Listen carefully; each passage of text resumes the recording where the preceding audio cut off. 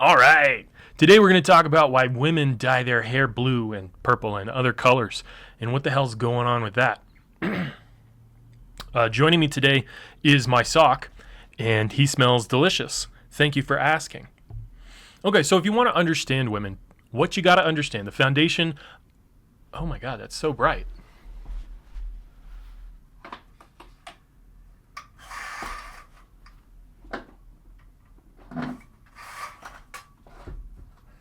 How about that?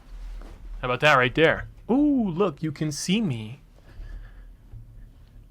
What you got to understand about women, the foundation to everything that makes a woman, is that they are seeking connection, a very specific kind of connection. I'll say more in a second.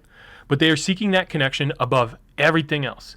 And I'm not saying that they will give up their entire life for connection, although I often find that that's true. Not that I'm a fucking scientist who's like collected millions of years worth of data on this.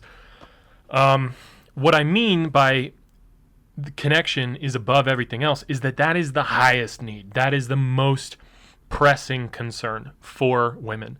And this is a truth that men, I promise you, do not understand. If you are a man, you are living your entire life. And do you want connection? Yes, you are a monkey. Do you seek connection? Of course. Would it make you feel warm and fuzzy and give your life meaning, etc., if you were more connected with the people around you? Yes. But do you wake up every single morning with like a thirst in your fucking soul? And you need to go and connect with people. You need to know what everybody else is doing. You need to know who's friends with who. No, you don't. Guys don't care about that stuff as much. The priority for women, the top need in Maslow's hierarchy of needs, if you're a woman. By the way, Maslow's hierarchy of needs is outdated, so sorry. But the top need is connection. But it's a very specific kind of connection. If you are a guy and you show up to a restaurant and somebody else, some other guy, is wearing the same shirt as you, you're going to go, hey, there's a man with good taste. And you guys are going to laugh about it for a second. And then you're going to go about your day. And maybe you see him, and every time you look over at him during the meal, he gives you like a little wink or something, like a little playful flirt. And then you go right back at him. And then that's your relationship. And that is as deep as the relationship goes, but it's meaningful to you. It makes you feel good. It makes you feel accepted. Maybe you go to a sporting, event, and half of the fucking people in this arena, 10,000 people in this arena, are wearing the same color as you. And then you see somebody else, he's wearing the same jersey as you. And now you guys get to talk about the subject of both of your interests. That's connection. That makes you feel good. In neither of these cases have you learned the guy's name. Have you made plans to hang out again? Have you learned the guy's personal history, figured out what his birthday is, understood him on a deep and intimate level? Fuck all that. What is all that? That's noise to a man. That's not what connection is. But that is what connection is to a woman. A woman seeks deep, intimate connections with other people. And intimate can mean, physically intimate, but most of the time that stuff doesn't really matter. It's about, do I know this other person, and does this other person know me? Connection, oftentimes, it just boils down to, like, are you sharing things? Do we share the same history? Do we share the same interests? Do we share the same hobbies? Do we share the same, all of the stuff that you'd expect? But then also, does she know my name? Do I know her name? Does she know what my favorite color is? Do I know what her favorite color is? Do we know each other's birthdays? Do we know each other's family trees? Do we know each other's relationships with other people, etc., right? To really be connected on a deep level with somebody, most women learn at a very young age to connect in a very specific way. And that is to keep track of all the little details about other people. I don't know why I'm talking about this. This is a total tangent. We're talking about hair color, right? Holy shit. Okay, give me a sec. The point is that women connect with people, and that is what they seek to do. And some women, they start seeking for this deep and meaningful, intimate connection at the ripe old age of like kindergarten. Now, I'm not going to say that every woman in the world does this, and I'm not going to say that every woman in the world starts at kindergarten. There's a billion people on the planet, maybe more, I don't know. And everybody's different, right? But if you take like populations as a whole, most women do this stuff, and most of them start at a very, very young age. So what ends up happening is that a lot of the communication strategies, a lot of the socialization strategies, a lot of the culture of women is created when they are young, when they are children, because that's when they start to try to connect with one another. And if you were to go to school and you played Pokemon cards, that's what was popular when I was a kid, whatever it is now, I don't give a fuck. You go to school and you got your deck of Pokemon cards, right? And you just want to play Pokemon cards. That's what you're into. You're 6 years old, and god dang it, Pikachu is the cutest motherfucker to ever live. So who are you going to play Pokemon cards with? Well, you're going to look around the school, and you're going to see if anybody else is holding Pokemon cards. You know what I'm saying? Of course. That's exactly what you would do. And then what are you going to do at recess? You're going to go sit with the kids who also brought their Pokemon cards to school. Something that never happened for me, by the way. And I don't know if I've ever recovered, because I brought my Pokemon cards to school one time and nobody played with me and they stole my Mew. Just kidding. I'm not kidding. That actually happened. But anyway. What was I saying? Okay, so for girls, it's the same way. If you're a little boy and you're getting dressed for school and you're putting on your stupid little shoes and you got your stupid little backpack and you're going into school, you're not there to explicitly connect with everybody. That's not something that's deep-seated inside of you, right? But if you're a little girl, chances are very, very strong that even at the ripe early age of kindergarten, you are already telling yourself, oh, on my first day of school, I need to get a best friend. And then that's what your little mission is when you go off to school. And again, I just want to preface this by saying there are other things in women's life. This is simply the most important.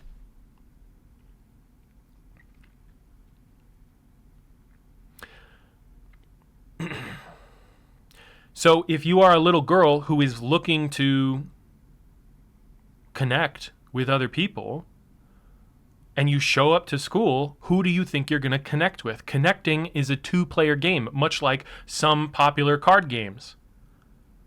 So you need to find somebody else to play the game with.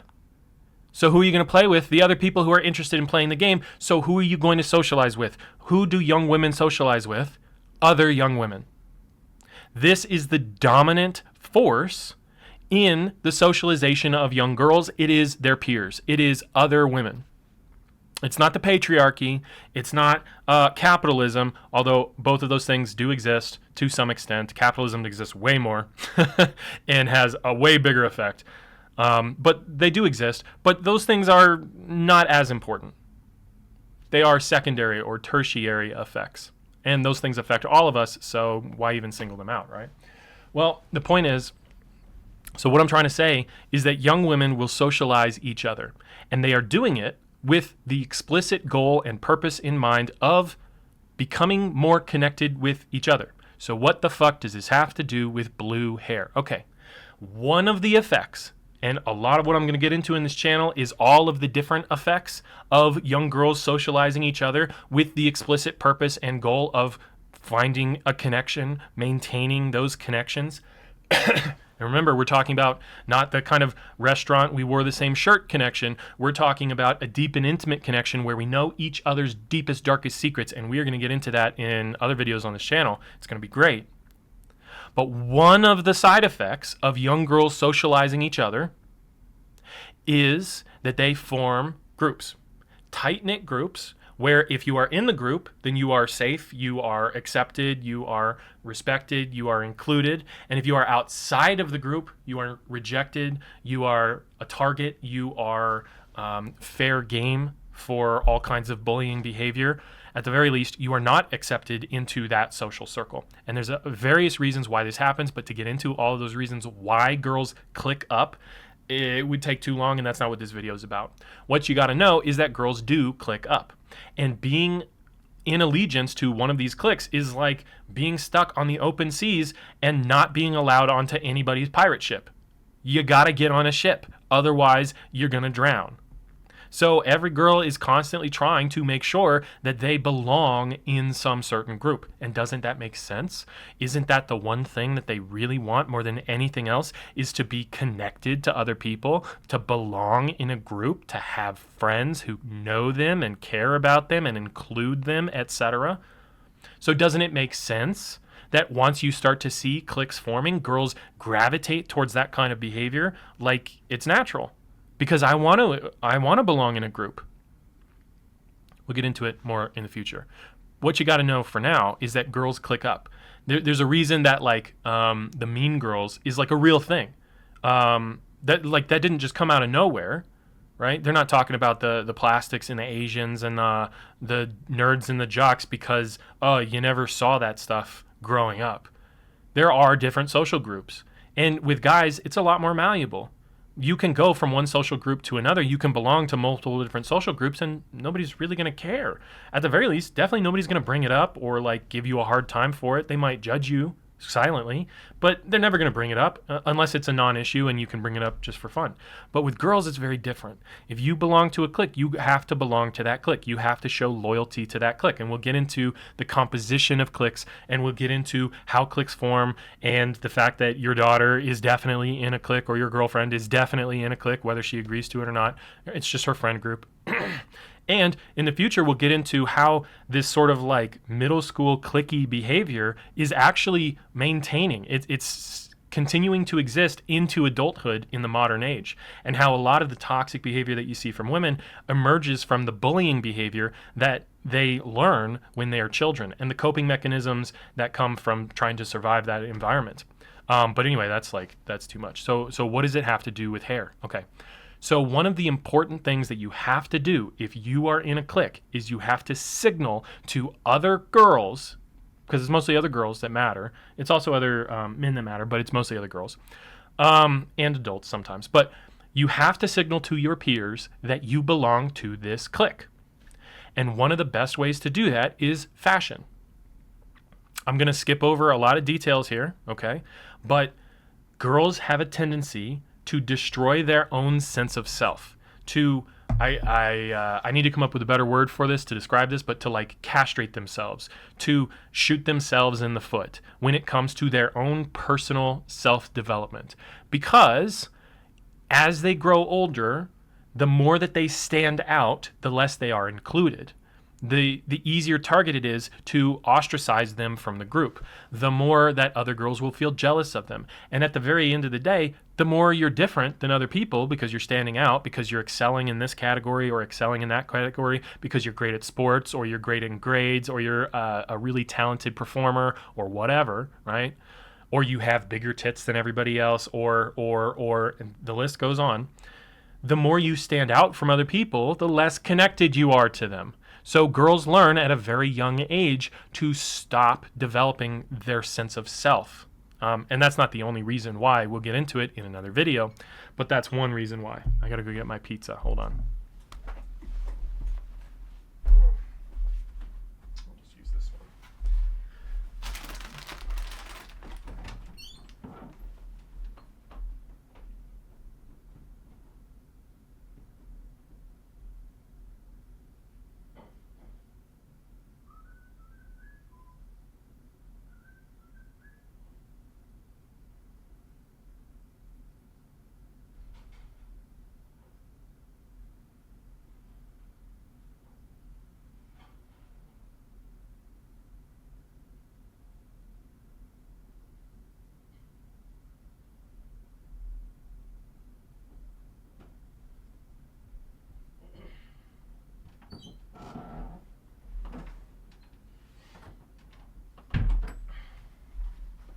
Where was I? Lucky's pizza. And with this fuel, I will grow healthy body.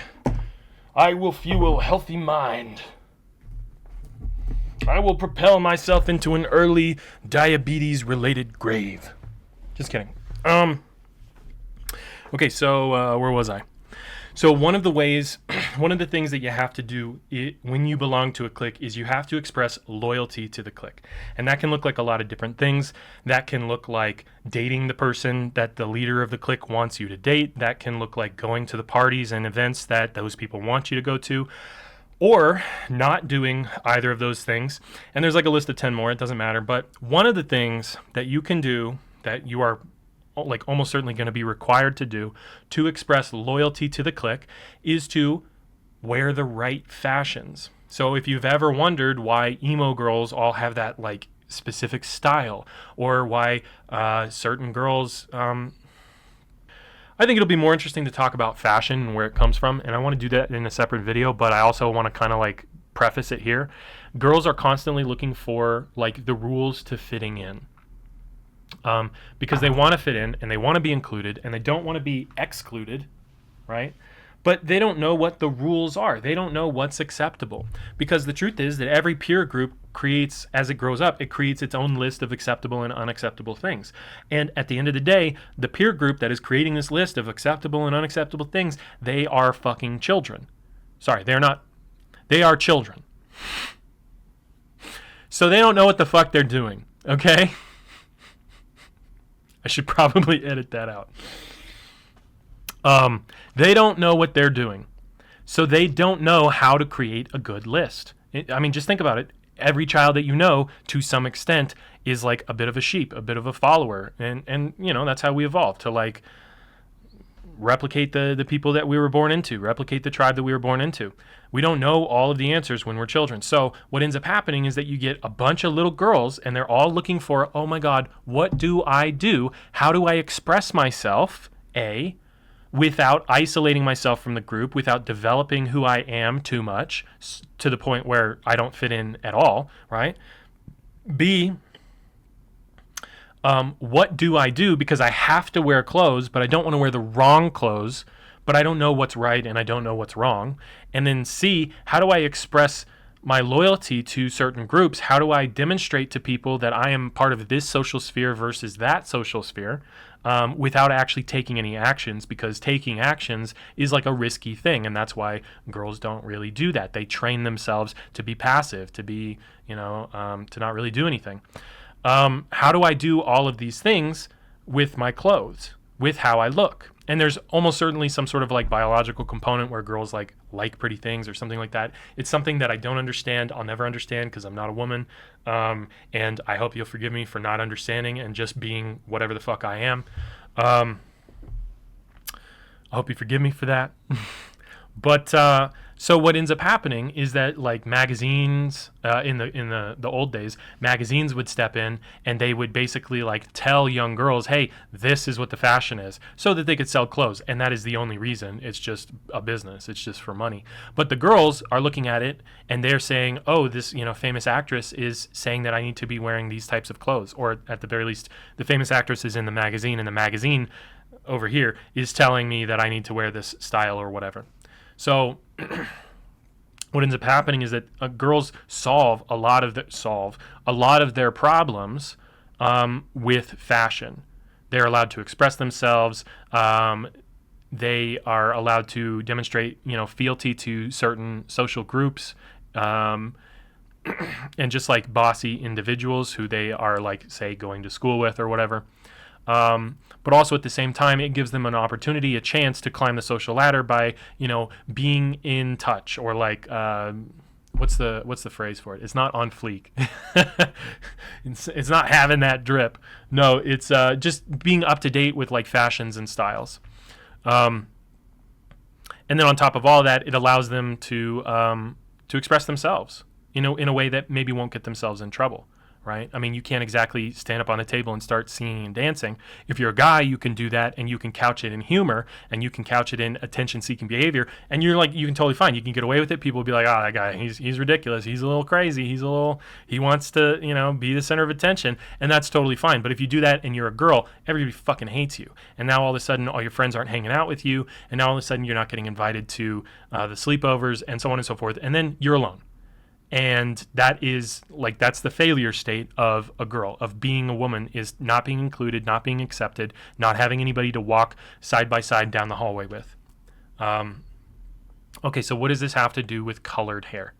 So there is a lot of pressure as a girl to conform to all of these rules that I'm talking about. All of these, some things are acceptable, some things are not acceptable. This is what a perfect woman does. This is what a perfect friend does. And if you do anything on this list, that's taboo and unforgivable and forbidden. And we're going to talk about how bullying, how girls are forced because of the way that female on female bullying works into like trying to preserve this nice girl image, this perfect girl image. And as soon as you slip, as soon as you make a mistake, everybody jumps on your ass. All of your peers, all of your fellow female, like however old you are, that group jumps on your back, and then they start peppering you with just like resentment that's been building up over the years. It's kind of complicated. It's not that complicated once you understand it all, but it sounds really complicated. I understand that. I apologize. It's going to take a couple videos to explain all of this, and I'm going to make more than a couple videos. So, but what ends up happening is that these girls are going through their little lives, and they're growing up, and there's a lot going on. But one of the biggest things that's going on is that there is intense social pressure to conform to the image of a perfect girl, the image of a perfect friend.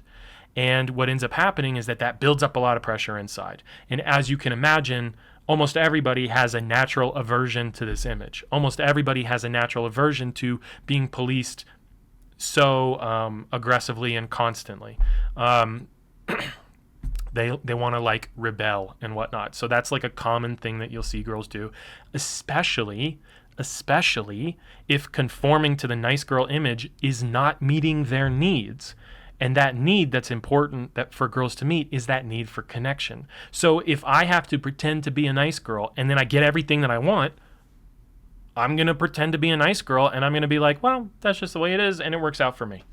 And over the years, I'm going to get better and better and better at pretending to be the nice girl, and it's going to become easier and easier and easier for me to do. And eventually, I'm not even going to like know or like acknowledge or even remember that it was difficult to be a nice girl.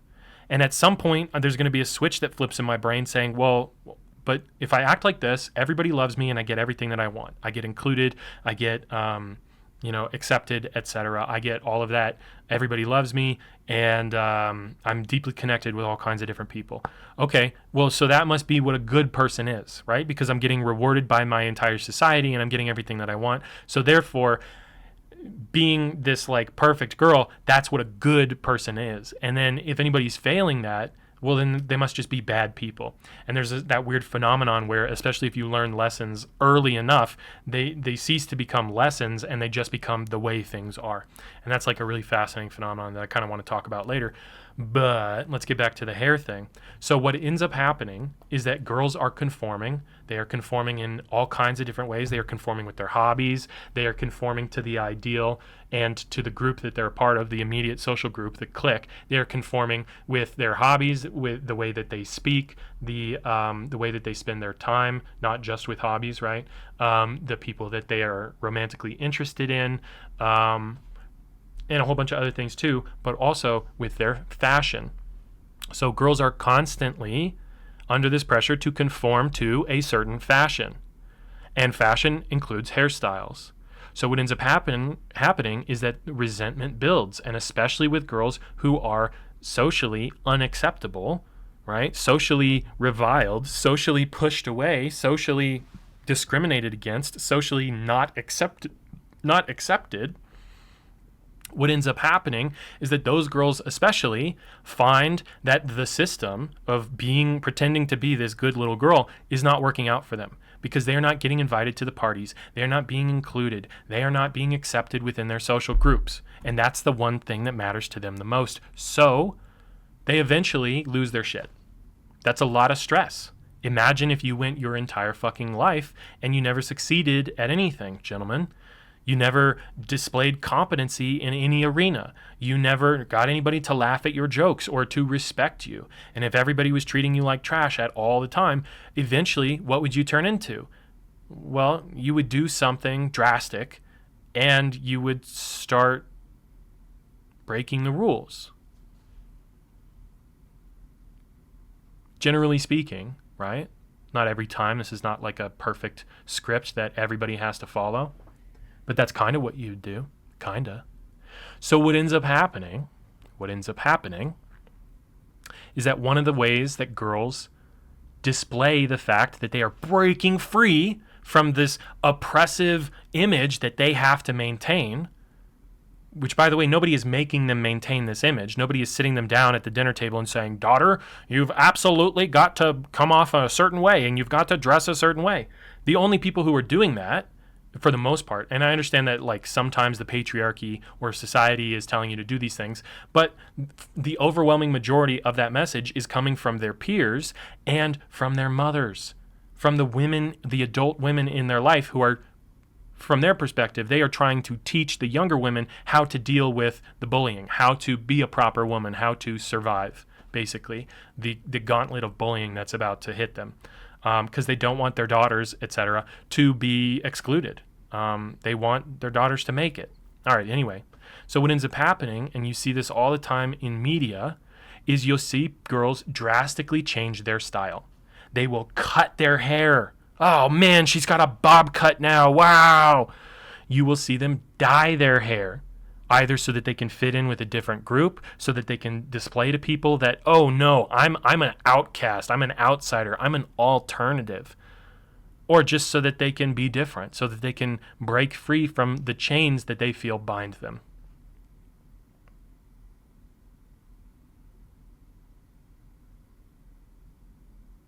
Yeah, and I think that's all I have to say.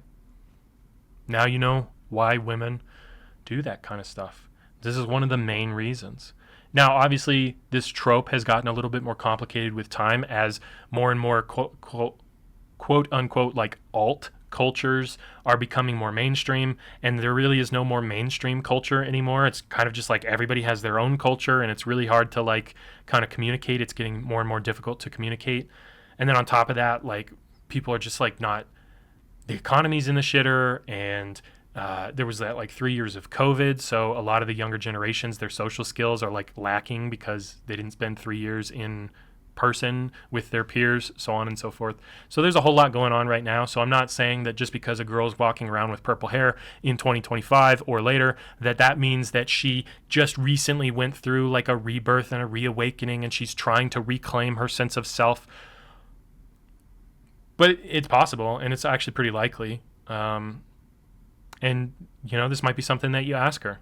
You know, you go up to her and talk to her and say, hey, I love your hair. And she'll say, oh, thank you. And then she'll do her hair, and then you say, what inspired the change? And then she'll say some shit like, well, you know, I just wasn't fitting in with my friend group, and I was just feeling depressed, and I just needed a change. You know, I just wanted to be a different person. And then you ask her more questions, and then you go on with your life. All right, have a great day. I'm trying to make a lot of these videos because, well, a woman who dyed her hair is trying to get me fired, and she's probably going to succeed. So I was thinking, you know, I know a lot about this stuff. Maybe I can make like a channel out of it. I don't know. Let me know if I'm an idiot.